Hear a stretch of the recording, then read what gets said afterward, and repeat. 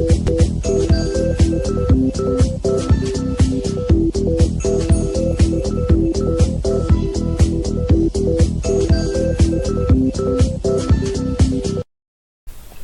Friends, welcome to and masters of botany again. मैं हूं आपका दोस्त विनय कुमार सिंह और इस वीडियो से हम स्टार्ट करते हैं एल्गी जो है आपका उसका आंसर और एक्सप्लेनेशन भी। तो देखते हैं पार्ट 1 में, यहाँ पे भी हम जो है 10 क्वेश्चन का सोल्यूशन देखेंगे।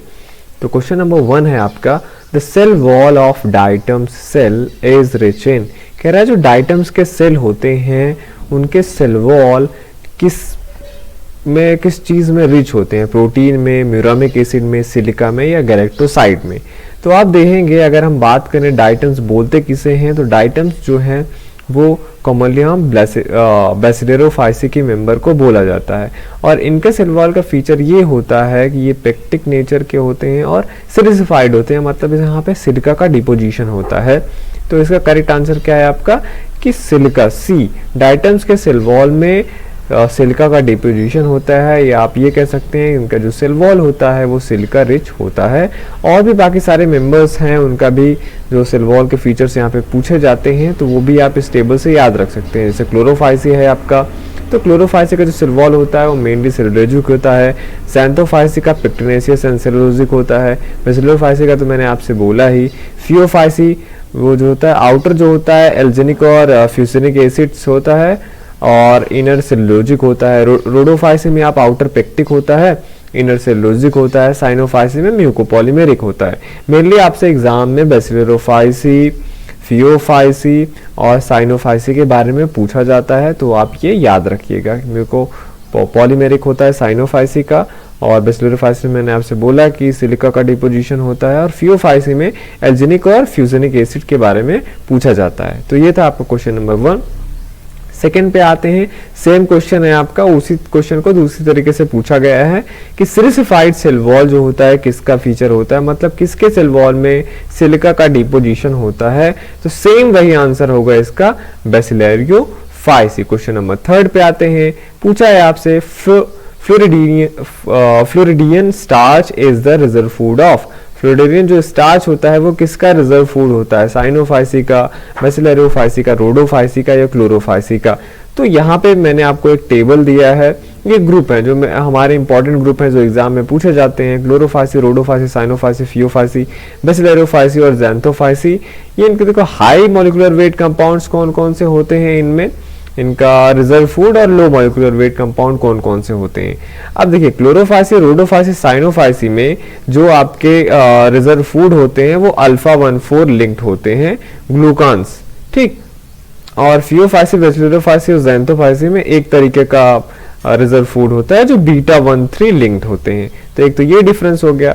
अब क्लोरोफाइसी में जो हाई मॉलिक्यूलर वेट का कंपाउंड हो गया वो स्टार्च होता है, और रोडोफाइसी में फ्लोरिडियन स्टार्च होता है, साइनोफाइसी में मिक्सोफाइसियन या साइनोफाइसियन स्टार्च। तो स्टार्च ही है ये, पर रोडोफाइसी में फ्लोरिडियन हो गया और साइनोफाइसी को मिक्सोफाइसी भी बोलते हैं, तो उससे आप याद रखिएगा कि ये मिक्सोफाइसियन या साइनोफाइसियन स्टार्च हो गया। तो इसको याद करना बहुत बड़ी बात नहीं है, आप आराम से याद कर सकते हैं। रोडोफाइसी का एक ग्रुप है फ्लोरिडिया करके कुछ उसका नाम है, वो आप उससे याद रख सकते हैं ना, 2 है, बेंजोडी और क्या एक करके है उससे, ठीक है, उससे आप इसको याद रख सकते हैं। लो मॉलिक्यूलर वेट के कंपाउंड की बात करें तो क्लोरोफाइसी में शुगर्स होते हैं, रोडोफाइसी में पॉलीऑल्स जैसे मैनिटॉल हो गए, फ्लोरिडोसाइड्स और आइसोफ्लोरिडोसाइड्स हो गए, शुगर्स भी होते हैं। ट्रेहलोज साइनोफाइसी में बात कर लें तो शुगर्स ट्रेहलोज इसमें भी होता है। फियोफाइसी में बात कर ले हाई मॉलिक्यूलर वेट कंपाउंड का तो लेमिनारिन होता है आपका। बेसिलोफाइसी में क्राइसोलेमिनारिन होता है जिसको ल्यूकोसिन भी बोलते हैं, और ज़ैंथोफाइसी में आपको क्राइसोलेमिनारिन, ल्यूकोसिन और ऑयल दोनों मिलेगा। पैरामाइलॉन भी कहीं कहीं पे लिखा हुआ है, जैसे एडवर्ड ली का बुक है वहां पे ये मिलता है, ठीक है। और लो मॉलिक्यूलर वेट कंपाउंड की बात करें अगर रिजर्व फूड मटेरियल का, तो फियोफाइसी में पॉलीऑल्स होते हैं। तो ये मैंने आपको सारा इसी टेबल में आपको बता दिया, सारे का आप याद रखिएगा। पूछा जाता है सबसे क्लोरोफाइसी में क्या होता है, रोडोफाइसी में क्या होता है, साइनोफाइसी में क्या होता है, बेसिलोफाइसी में क्या होता है, ज़ैंथोफाइसी में क्या होता है। तो इसी एक टेबल से आपका सारा कुछ क्लियर हो जाएगा, ठीक। तो फ्लोरिडियन स्टार्च किसका है, रोडोफाइसी का। क्वेश्चन नंबर 4 पे आते हैं, floridean starch occurs as a food reserve in floridean starch किस में होता है, मैंने आपसे बोला किसमें होता है, रोडोफाइसी में। साइनोफाइसी में साइनोफाइसियन स्टार्च, ज़ैंथोफाइसी और क्राइसोफाइसी में ज़ैंथोफाइसी में क्राइसोलैमिनारिन होता है। ठीक, ऐसे क्राइसोफाइसी का आप देख लीजिएगा। क्वेश्चन नंबर 5 पे आते हैं। पूछा है आपसे विच one of the following algal pigment is soluble in water. इसमें से कौन सा एल्गल पिगमेंट होता है जो वाटर सोल्यूबल होता है, कैरोटीनॉइड, फ्यूकोजैंथिन, क्लोरोफिल या फाइकोसाइनिन। तो पहली बात तो जो एल्गल पिगमेंट में से वाटर सोल्यूबल है वो फाइकोसाइनिन है। तो आप याद रखिएगा एल्गी में जो आपके मेनली मेजर जो कंपाउंड पिगमेंट्स हैं वो 3 टाइप के हैं, क्लोरोफिल होता है, कैरोटीनॉइड होता है और फाइकोबिली प्रोटीन होते हैं। फाइकोबिली प्रोटीन केवल आपका किस में पाया जाता है, साइनोबैक्टीरिया में और रोडोफाइसी में पाया जाता है। तो बाकी क्लोरोफिल और कैरोटीनॉइड सभी में पाए जाते हैं। अब जो क्लोरोफिल आप ध्यान रखिएगा, कोई भी क्लोरोफिल ना तो A B C, C 2 type का, C1 C2 और डी भी होता है क्लोरोफिल डी, कोई भी जो होता है आपका क्लोरोफिल वो वाटर सोल्यूबल नहीं होता है। वहीं अगर हम कैरोटीनॉइड्स की बात करें तो कैरोटीनॉइड्स भी जो होता है वाटर सोल्यूबल नहीं होते हैं, केवल आपका क्या होता है, फाइकोबिली प्रोटीन जो होते हैं ये वाटर सोल्यूबल होते हैं। और ये जो फाइकोबिली प्रोटीन है मैंने आपसे किसमें बोला, किसमें है, साइनोफाइसी और रोडोफाइसी में। ठीक, तो अब आपका जो एल्गी हो गया, मान लो क्लोरोफिल आपकी बात हुई ABCD, ये तो मान लीजिए अलग अलग ग्रुप में ये इसका भी डिस्ट्रीब्यूशन पूछा जाता है। क्लोरोफिल ए जैसे मेन रिएक्शन सेंटर वाला कंपाउंड है, ये तो सभी में पाया जाता है, लेकिन बी क्लोरोफिल बी केवल क्लोरोफाइसी में पाया जाता है। ऐसे सी और डी का डिस्ट्रीब्यूशन जो है रिस्ट्रिक्टेड है। तो ये तो हो गया क्लोरोफिल का टाइप। कैरोटीनॉइड्स की बात कर लें तो ये येलो, ऑरेंज या रेड कलर के पिगमेंट्स होते हैं जो यूजुअली प्लास्टिड के अंदर रहते हैं। अब ये कैरोटीनॉइड्स 2 टाइप के होते हैं, कैरोटीन्स और ज़ैंथोफिल। ठीक है, कैरोटीन्स जो होता है ये ऑक्सीजन फ्री हाइड्रोकार्बन होते हैं। कभी कभी पूछा आपसे जाता है कि कैरोटीन्स और ज़ैंथोफिल में क्या डिफरेंस है, तो ये आप याद रखिएगा। और हाँ, नाम में भी कंफ्यूज मत होइएगा। कैरोटीनॉइड्स जो होता है 2 टाइप के होते हैं, कैरोटीन्स और ज़ैंथोफिल। कैरोटीनॉइड्स और कैरोटीन एक ही चीज नहीं है, अलग अलग है। ठीक, कैरोटीनॉइड में 2 चीज आते हैं, कैरोटीन्स और ज़ैंथोफिल। और जो कैरोटीन्स होते हैं ये ऑक्सीजन फ्री हाइड्रोकार्बन्स होते हैं, वहीं जो आपका ज़ैंथोफिल हो गया ये ऑक्सीजनेटेड, मतलब ऑक्सीजन वाले, समझ लीजिए कैरोटीन्स में अगर आप ऑक्सीजन डाल दे तो वो ज़ैंथोफिल बन जाएगा, ऐसा कुछ है इसका। तो इसका भी अलग अलग टाइप है, अलग अलग ग्रुप में ये डिस्ट्रीब्यूटेड है। फाइकोबिली प्रोटीन्स की बात कर लें तो यही आपके वाटर सॉल्युबल पिगमेंट है जो ब्लू या रेड कलर के होते हैं। जनरली आप देखेंगे इसका जो क्लासिफिकेशन है ये इसके अब्जॉर्प्शन स्पेक्ट्रम, मतलब किस वेवलेंथ का ये लाइट अब्जॉर्ब करता है उसके बेसिस पे है। अब 3 टाइप के फाइकोएरिथ्रिन होता है, जैसे R फाइकोएरिथ्रिन और B फाइकोएरिथ्रिन, ये मेनली रोडोफाइसी में पाया जाता है। C फाइकोएरिथ्रिन लेकिन साइनोफाइसी में पाया जाता है। और ऐसे ही 3 टाइप के आपका फाइकोसाइनिन भी होता है। तो फाइकोबिली प्रोटीन मेनली 2 टाइप के होते हैं, फाइकोएरिथ्रिन और फाइकोसाइनिन। फाइकोएरिथ्रिन तो मैंने आपसे बोला 3 टाइप का है, जिसमें R और B फाइकोएरिथ्रिन जो होता है रोडोफाइसी में, लेकिन C फाइको एरिथ्रिन जो है साइनोफाइसी में पाया जाता है। और जो आपका फाइकोसाइनिन है ये भी 3 टाइप का होता है। R वाला जो है रोडोफाइसी में पाया जाता है, तो R से आप रोडोफाइसी समझ लीजिएगा। वही जो C फाइकोसाइनिन और एलो फाइकोसाइनिन है ये साइनोफाइसी में पाया जाता है। तो मेनली जो फाइकोसाइनिन है, कई बार क्वेश्चन पूछा जाता है, तो फाइकोसाइनिन मेनली साइनोफाइसी का है और जो फाइकोएरिथ्रिन वो मेनली रोडोफाइसी का है। लेकिन एक्सेप्शन क्या है इसका, C फाइकोएरिथ्रिन साइनोफाइसी में पाया जाता है और R फाइकोसाइनिन रोडोफाइसी में पाया जाता है। तो आप ये याद रखिएगा।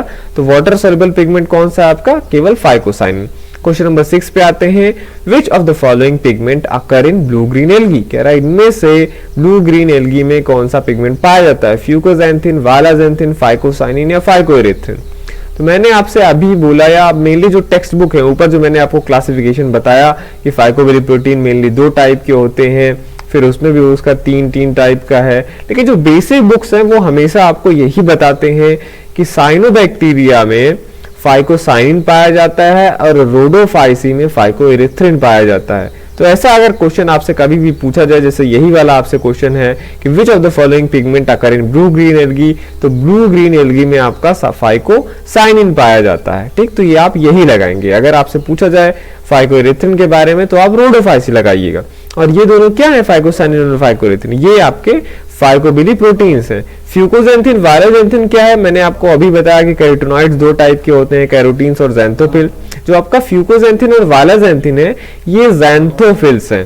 ठीक, और ये सभी में पाए जाते हैं। फ्यूकोजैंथिन की अगर हम बात कर लें तो फ्यूकोजैंथिन जो होता है ये गोल्डन ब्राउन एल्गी से बेसिलरोफाइसी और फियोफाइसी में मेनली पाया जाता है, और वायलोजैंथिन जो होता है ये आप क्लोरोफाइसी, ज़ैंथोफाइसी, बेसिलरोफाइसी, फियोफाइसी और रोडोफाइसी में मिलेगा।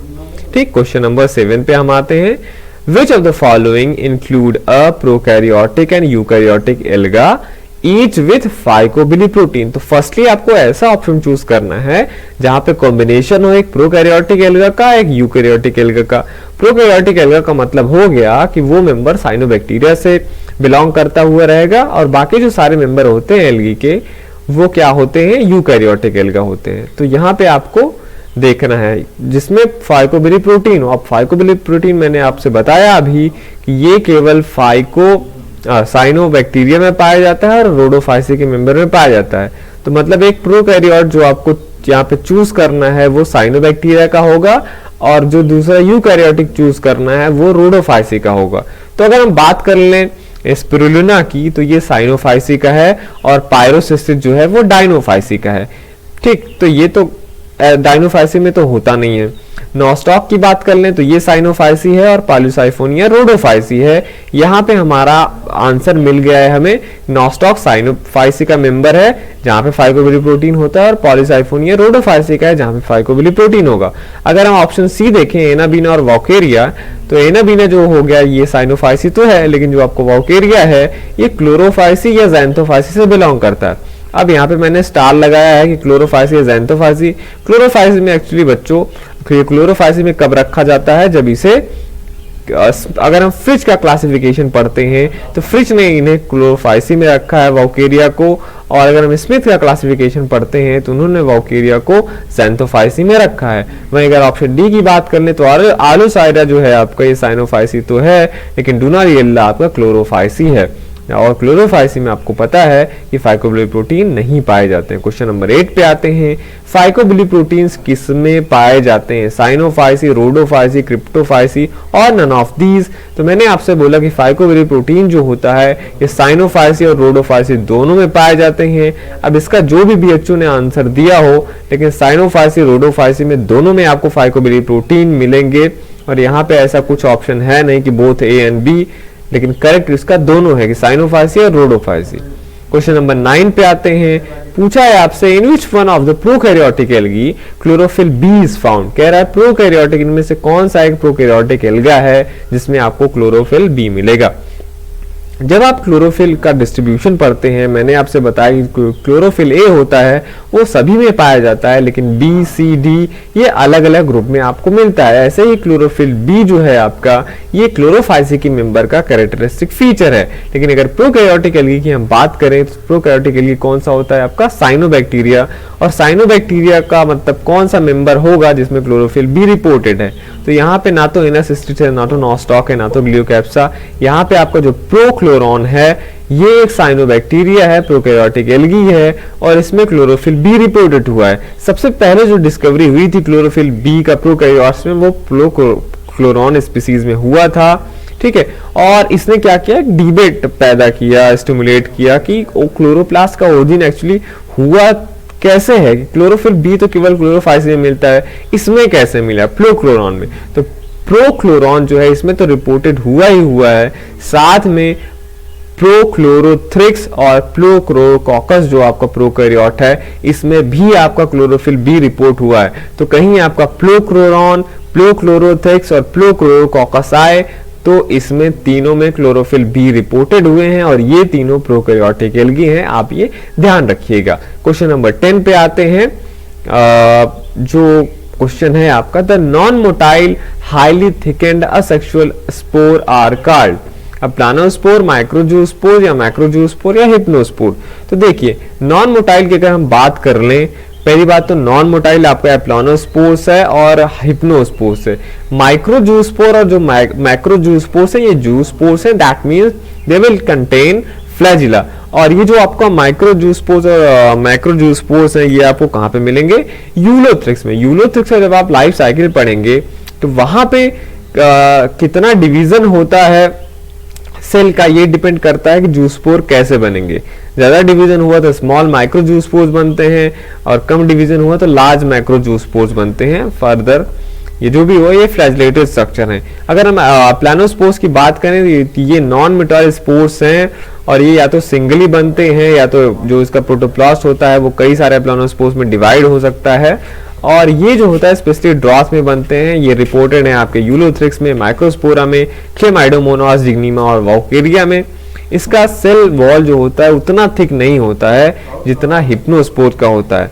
हिप्नोस्पोर जो होते हैं ये एक तरीके का प्लानोस्पोर्स ही है विद थिकेंड वॉल एंड अब अबंडेंट फूड रिजर्व, जैसे ये आपको पेडियस्टम में मिलेगा, स्पिरेला में मिलेगा और वॉकेरिया में मिलेगा। ठीक है।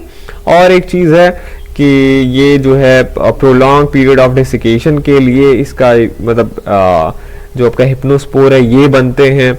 और फर्दर कभी कभी जो आपका हिप्नोस्पोर के वॉल में हिमेटोक्रोम पिगमेंट जैसे क्लेमाइडोमोनास निवोलिस में डिपोजिशन हो जाता है, जिसकी वजह से ये रेड कलर का दिखता है।